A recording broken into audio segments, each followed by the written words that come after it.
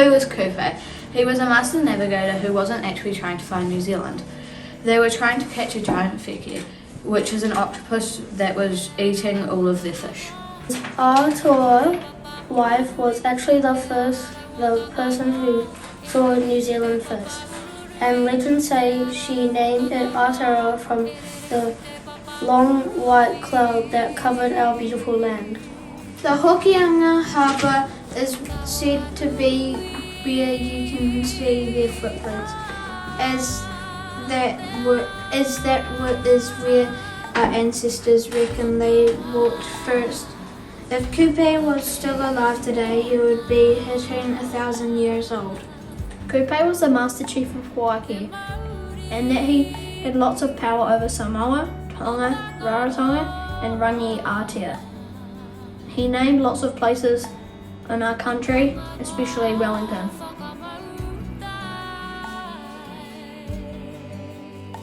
Paia was a high priest and navigator who took Captain Danton on the trip to New Zealand in 1769. Researchers think he was about 45 on this journey, so he was probably born in 1724. Te Paia thought he was on board the ship as the master navigator and interpreter, but Cook changed his route. While on board the ship, he didn't want to eat the European food and became very unwell.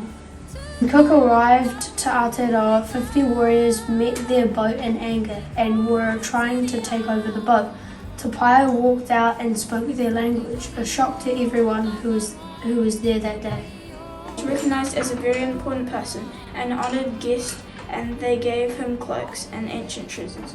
When they were ashore on the east coast of the North Island, this was not the same when they travelled down to the coast, as he could not speak their language. Te Paia passed away in 1770 from the bad food he ate on board the ship. Scurvy was what took him out. He was a very important person to our navigation story.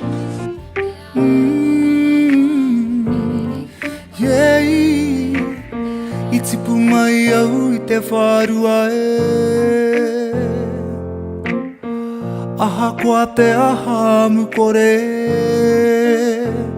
Kia whakarono mai ki ou I kore kore ana Ka whakaro ake aha te aha E kore noa e tahi e rereke 1642, Abel Tasman, who was a Dutch explorer, arrived on the northwest coast of Aotearoa.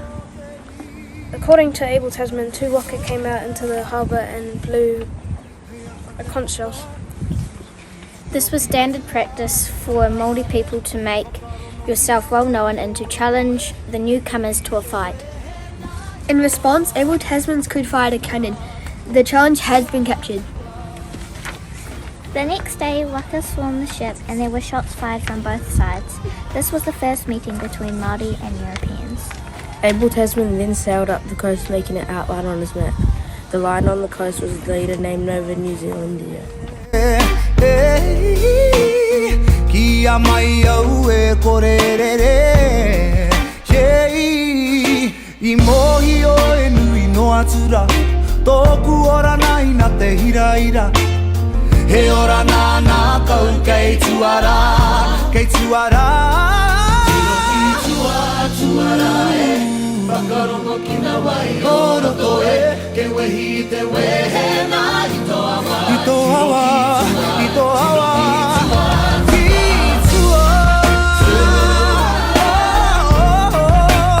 Who was the first to find Aotearoa? Kupe set sail from Hawaii in pursuit of the giant wheke of Mukurangi.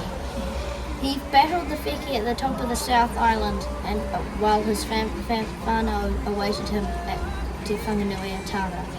When Kupe defeated the wheke, he returned to his whānau.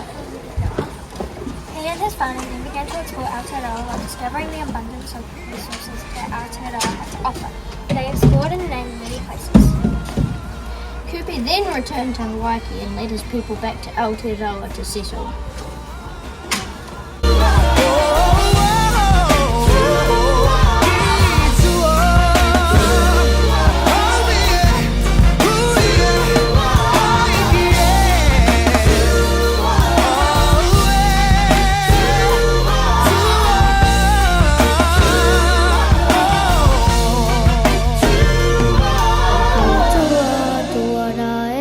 Whakarongo ki ngā wai. What is a waka haurua? The waka haurua is a double-hauled waka used to transport Polynesian people through the rough waters of the Pacific. Double-hauled means that it looks very similar to the two canoes sitting side by side. A waka is a watercraft like a canoe. There are different types of waka that are used for different purposes and waterways. Waka we use just like how we use cars and public transport today. Waka we use to transport people and various goods. The Polynesian voyagers travelled to Aotearoa on waka haurua. These were waka made to carry lots of people, supplies and designed for long journeys. Kuha mai anō, whenua haumako, wairua ora, whai atoara ki te putunga. No te whiti no tata, no te whenua o te atua tātou, aha koa no ia mai koe, ka whawhai tonu mātou mō. He kōrero tō te whenua. Early navigators used nothing but the sun, the stars, and the currents to find their way during Pacific migration. Navigators use something called a star compass. This is a mental map of the rising and setting of points of the stars. During the day, they use the ocean currents to identify their direction while using this star compass at night. Surprisingly, navigators trained from birth to learn the skills they did, including the star compass. This was very helpful during Pacific migration. For example, navigators had to memorize the places of over 200 stars. The modern star compass was invented by Polynesian navigator Nainoa Thompson and was translated to Māori by Jack Thatcher. The star compass is divided into 4 quarters, each named after the 4 winds. Navigators didn't only use the star compasses. During the day, they had to watch the ocean currents and the wildlife.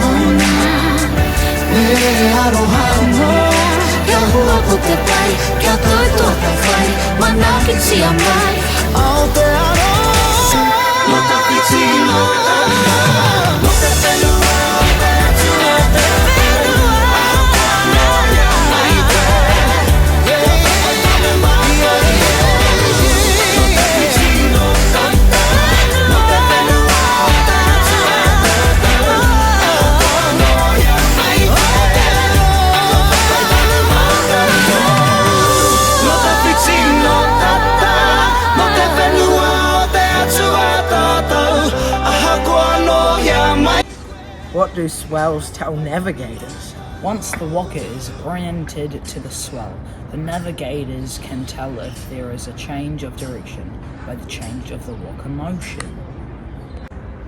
Navigators check the sea swell for direction at least twice a day, sunrise and sunset. Particularly as swells generated by storms can change direction because the storm is moving.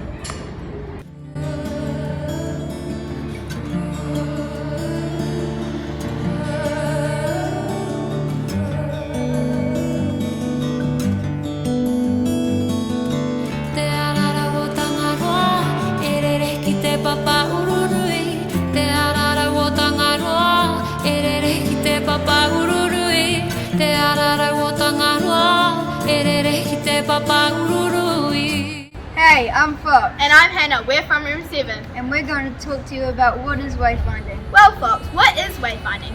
Well, Hannah, I'm glad you asked. Wayfinding is planning and following a route. Isn't it also what our ancestors used to navigate and find New Zealand and other countries? Yeah, it is. Man, our ancestors must have been pretty smart. Yep. Anyway, that's all from us. Bye!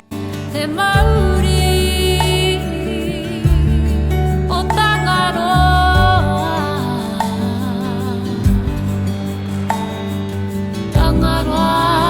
whakamautai. Polynesians exploring the Pacific Pacific Ocean used many tools to help him navigate. These include sun, stars, birds, ocean currents, and wind. When in a waka in the middle of the ocean, there are no landmarks to show you what direction you're going. An important tool they use is a star compass. You use the sun during the day and the stars during night. Many great navigators memorized the star compass. The star compass shows where the stars will rise and set. The star compass is 360 degrees and is split into 4 parts: north, east, south, and west. Each part has 7 whares between them. At least 220 stars are needed to be remembered. Stars stay in the same whare. They rise on one side and set on the opposite. When the star is too high or falls under the horizon, another star is chosen. 7 to 12 stars are enough for a night's long navigation. In class, we made a star compass on Minecraft.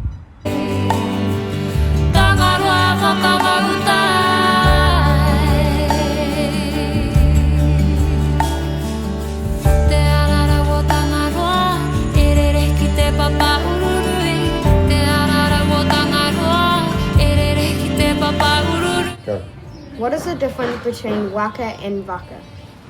Waka could be up to 30 meters long. Some could hold up to 100 people. They were beautifully carved at the front and back. Warriors used them to go to battle.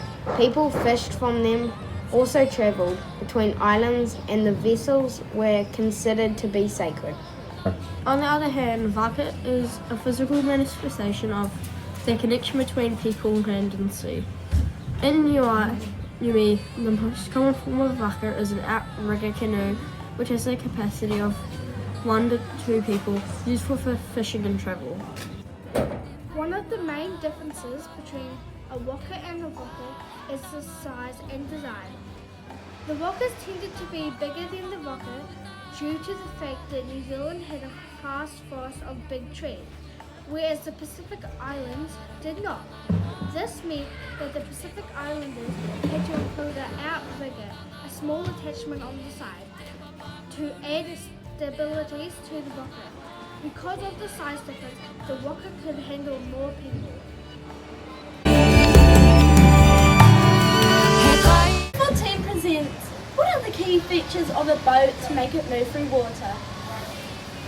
A waka kaora are usually moved with a big paddle which help it move and turn the way the finders want it to do. Paddle is used to act against the waka to turn up into the wind that results from the balance of the sails and hulls. The sails catch the wind when the boat is sailing directly facing the wind. The rest of the time, a sail works the same way as an aeroplane when standing on the end.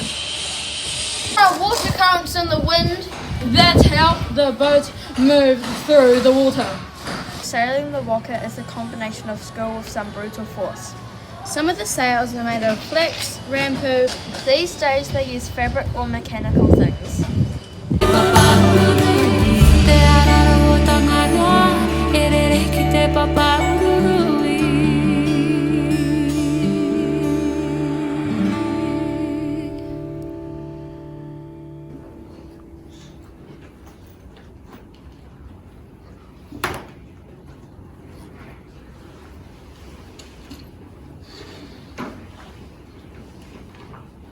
Oh man, I just can't understand the different parts of a waka. It's okay, Maddie, we'll help you understand the different parts of a waka. Okay, thank you.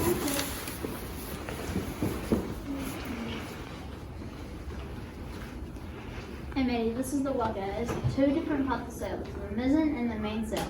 They're both held up by the mast. And it's also wind bound. These are the two people you keep the golden floats. This is the deck and this is the whare. The deck is where most of the navigation happens and the whare is where people sleep. So Maddie, this is the hoe, which is the steering paddle. It helps steers the boat and it's normally a one-person job. Thanks, Jen. Now I understand the key parts of the waka. I'll go try again. Away, away.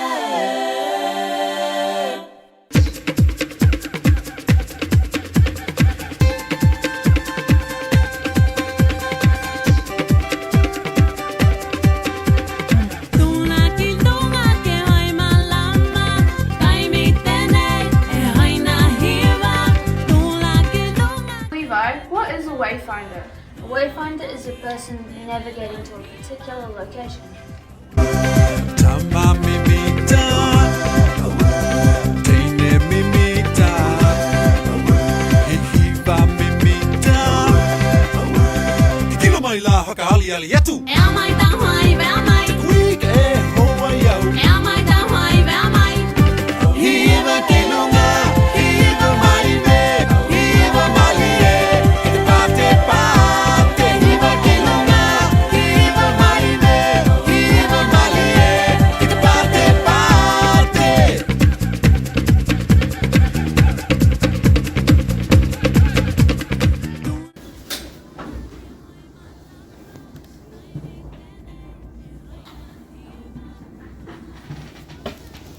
For Inquiry, we've been working on how early settlers came to New Zealand and the ways that they came to New Zealand, like the stars, planets, ocean currents, clouds and birds.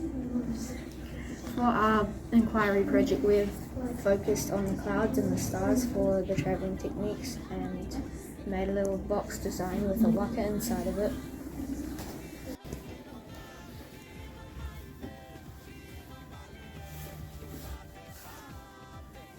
In Inquiry, we have been learning about early migration and ways to navigate through the sea. Different ways they used navigation was through stars, clouds, the sun, birds, and fish. The way that we did was like using the stars and the ocean currents.